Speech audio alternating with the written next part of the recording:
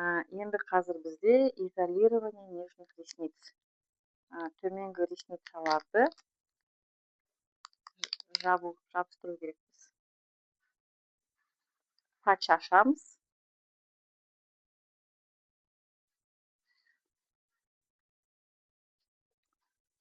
Көз ашамыз, жоғары қараймыз. Саусақпен астыңғы бетін тартып тұрып, патчты үстіне қойып, астыңғы саусақты жіберіп, патчты жабыстырамыз.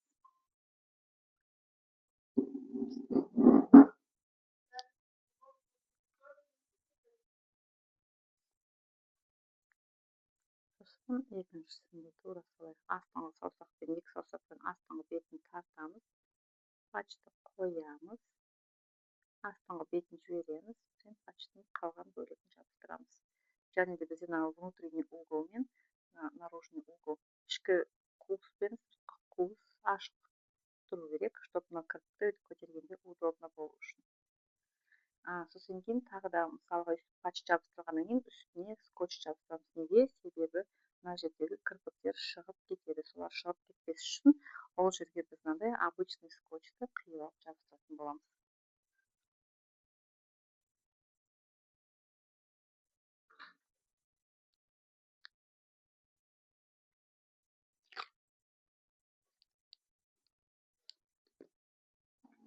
Ашамыз көзді. Кірпіктер шығып кетсе, үстіңгі кірпікке жабысып қалады. Сол себепті бұны екінші қайтара үстіне жабыстырамыз.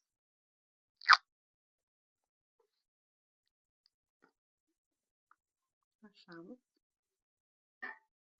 Сонда міне толықтай астыңғы кірпіктер жабылады.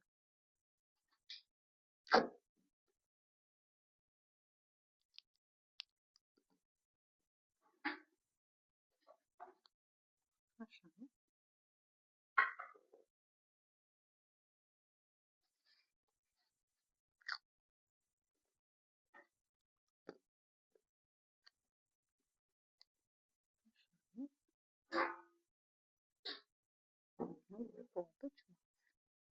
Мына крайды босатамыз. Сыртқына көздің сызығы край бос тұру керек. Бос тұрса, мына кірпік көтеріледі. Енді верхний веканы кірпік жабыстыру үшін бізге верхний веканы кішкене көтеріңкі қою керекпіз. Оны көтеру үшін бізде тонкий скотч болады. Сол тонкий скотчпен көтереміз.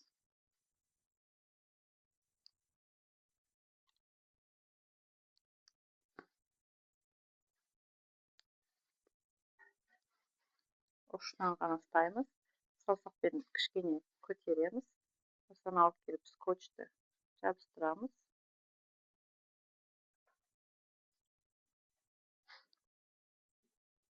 Запечатывать етеміз.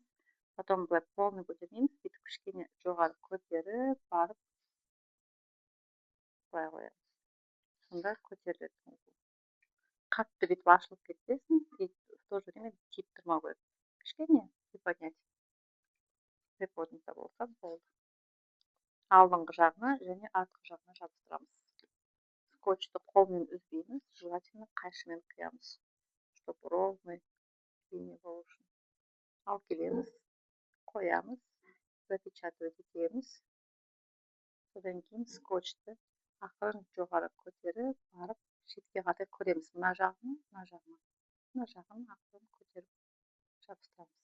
Қатты бүйтіп көтеріліп тұрса, кішкене бүйтіп түсіріп қоямыз. Кішкене көтеріліп тұру керек. Екінші жағын дәл солай жабыстырамыз.